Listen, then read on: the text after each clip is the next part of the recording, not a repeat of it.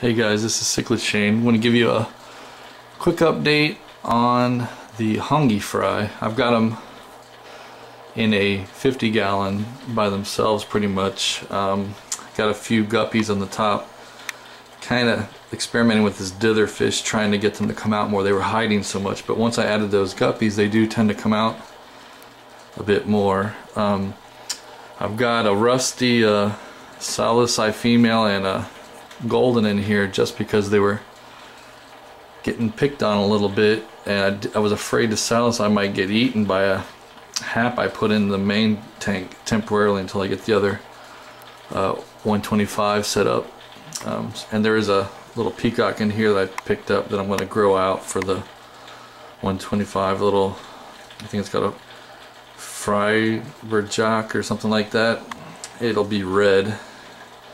Had some nice colors. He's swimming around in here, but there's a Salisi, and then the rusty. He was beating up on one of the other rusties, so I left the rusty that with some fin damage in the main tank so he could wouldn't be as stressed being in a new environment.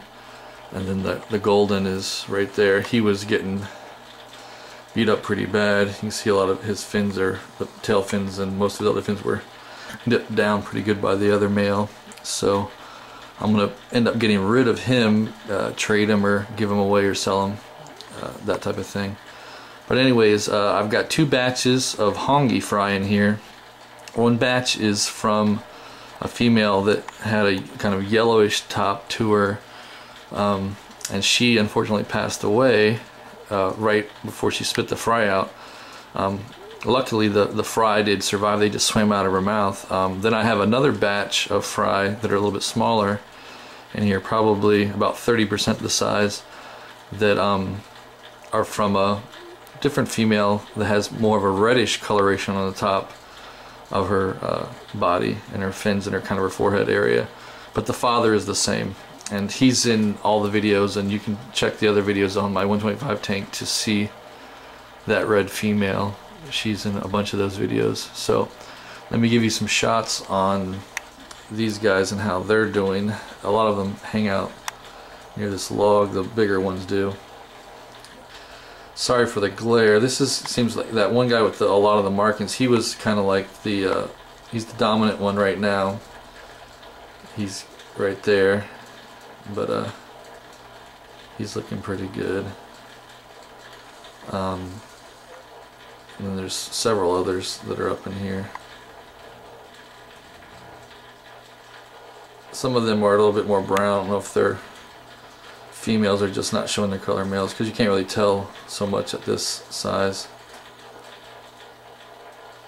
But there's definitely some in there. About 12 or 15 of those, and then there's smaller ones there hanging out over here by this some old dead live rock I had from a saltwater tank.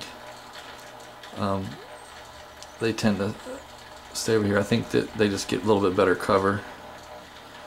It's amazing, they're all getting fed the same food. It's just some are just growing much faster than others, and some are a little bit more shy when it comes to feeding, so I don't think they're eating as much. But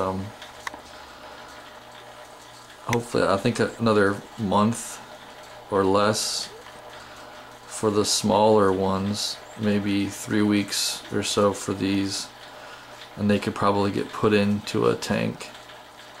The bigger ones may be safe if you just have mbunas to go into a tank, you know, depending on what you have already. If you have a big huge dominant male and you add one of these smaller males, he might go after them a bit. Just kind of up to you on what you feel comfortable with your fish. But I did have some babies in my tank that were about this size, and they just did a lot of hiding, and then they grew, and then they didn't have any problem at all. But you can see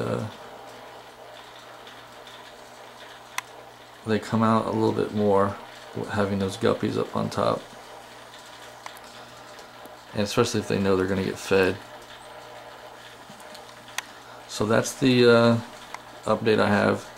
all of these are going to be for sale pretty much. I might keep a couple females, and so I might keep 3 or 4 of each and just hope I get females out of it, and then at a later date I'll put the bigger males up for sale.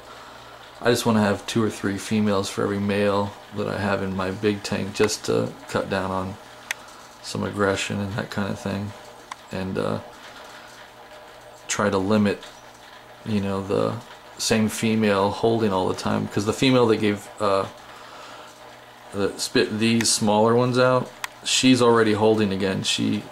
I saw her yesterday, so it's only been about 2 weeks since she spit these out, and she's holding already again. So the male is not taking any breaks and giving any breaks to the female. So it'll be interesting to see how the yellow fin and the red fin, how it mixes. Maybe it will get an orange, or some with yellow, some with reddish on top. So those will be interesting. Anyways, that's the Hongi Fry update. Y'all have a great day. Bye.